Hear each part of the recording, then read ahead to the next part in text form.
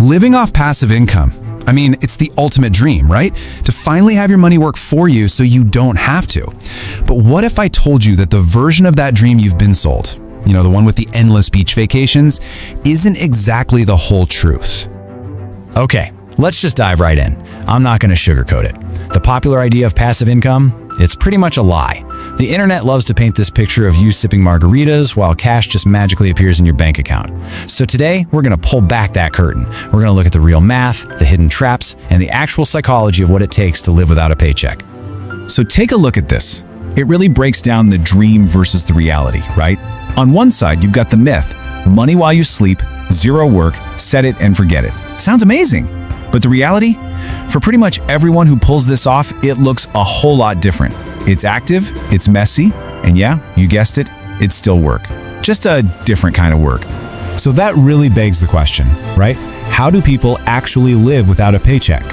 Well, it turns out there are two main paths people follow, and we're going to start with the most famous one, which, of course, has its own hidden trap. And that brings us to what's called the total return model. And right at the heart of this idea is the famous, or maybe infamous, 4% rule. This is that simple bit of math that seems to promise you can just never work again. So what exactly is this thing? Well, the 4% rule is basically a rule of thumb. The idea is you can pull out 4% of your total portfolio in your very first year of retirement. After that, you just adjust that dollar amount for inflation every year, and there's a really, really high chance your money will last for at least 30 years. Sounds pretty simple, doesn't it? And this is the quick and dirty math almost everyone uses to figure out their number. You just take what you spend in a year and multiply it by 25. Simple. You need 40 grand a year? Boom, you need $1 million. 80 grand? That's 2 million. It gives you this clear, shiny target, your freedom number. Okay, but here's where we hit the first major snag. That 4% rule, it's not a law of physics. It's just a probability, and it's based on old school US market data. And a lot of modern research from big names like Morningstar is now suggesting that in today's world, 4% might be, well, a little too risky. And I want you to see just how big a deal a small change can be. Look at this. If that safe rate drops from 4% to just 3.5%, that's only 0.5%. Your $40,000 a year lifestyle suddenly needs another $150,000 in your nest egg. That tiny little percentage point has a huge, real-world impact on how many more years you're stuck at your desk.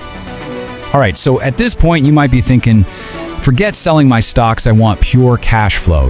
Rent checks, dividends, that's the real passive income. And that's the other big dream, right? But this path, it has its own kind of mirage. And it's a trap where a lot of people get the math wrong by like 50%. Seriously. And here is the single biggest mistake people make. The lesson you absolutely have to learn is that revenue is not the same thing as income. This is the #1 trap in the cash flow model, especially with something like real estate.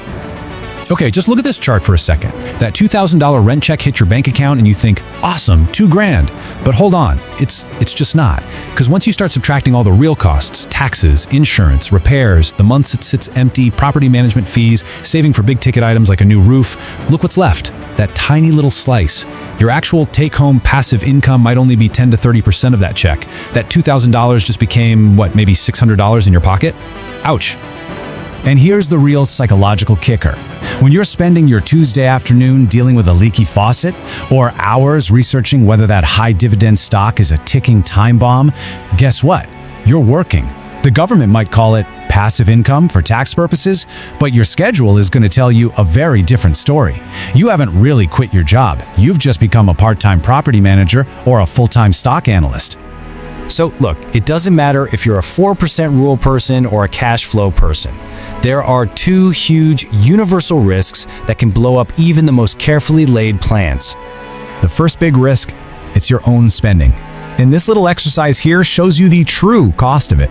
Remember that times 25 rule we used to find your freedom number? Well, it works in reverse too. Every single dollar you spend each year needs $25 of invested capital sitting there working forever just to support it. So that $100 monthly subscription, it's not just $100. It's actually $30,000 of your nest egg that's now tied up just to pay for that one thing. Mind-blowing, right? But honestly, the biggest, scariest monster in the retirement closet is something called sequence of returns risk. This is the super unlucky danger that the sequence of your investment returns can absolutely demolish your portfolio. This is especially true if you get hit with a bad market right after you quit your job. Just look at this. It's wild. We have two identical portfolios. They have the exact same average return over 3 years, but their fates could not be more different. The person with the bad sequence got hit with losses right at the beginning, at the same time they were taking money out to live on. And that combination creates this death spiral. It's a hole that's almost impossible to dig out of, because you're literally forced to sell your investments when they're at their lowest price. It's all just the luck of the draw of when you decide to retire. So how in the world do you fight back against a risk that's pure, terrifying luck? Well, the main defense is to build a cash buffer. The idea is simple. You keep 1 to 3 years of your living expenses in boring old cash or something super safe like short-term bonds. That way, if the market tanks right after you retire, you don't even blink. You don't sell a single share of stock. You just live off your cash buffer and give your portfolio the time it needs to recover. Think of it like an insurance policy against really, really bad timing. Okay, so we've torn apart the myths, we've looked at the big, scary risks. So what does a good plan actually look like? How do you build something that's resilient? The secret is to stop thinking about a single stream of income. You need to start thinking about a whole financial ecosystem. And this is what that ecosystem looks like. The pieces all fit together. First, you have your foundation, a core portfolio of low-cost index funds just chugging along for long-term growth. Then you layer on a stabilizer, some of that semi-passive cash flow, maybe from rents or dividends, to cover your absolute bare-bones gotta-have-it expenses. Next, you protect the whole thing with your insurance. That's the cash buffer we just talked about, right? To ride out the storms. And finally, the most important piece of all, flexibility. The ability to dial your spending down a bit, or maybe even dial your income up if you have to. And all of this brings us to what might be the most important point in this entire discussion. The real goal of all this, it isn't to stop working. The real goal is autonomy. It's about freedom. The freedom to choose what work you do, when you do it, and who you do it with. You know, so many of us spend our lives focused on running from a job we hate. But what happens when you finally escape? What are you running to? A week on a beach is amazing.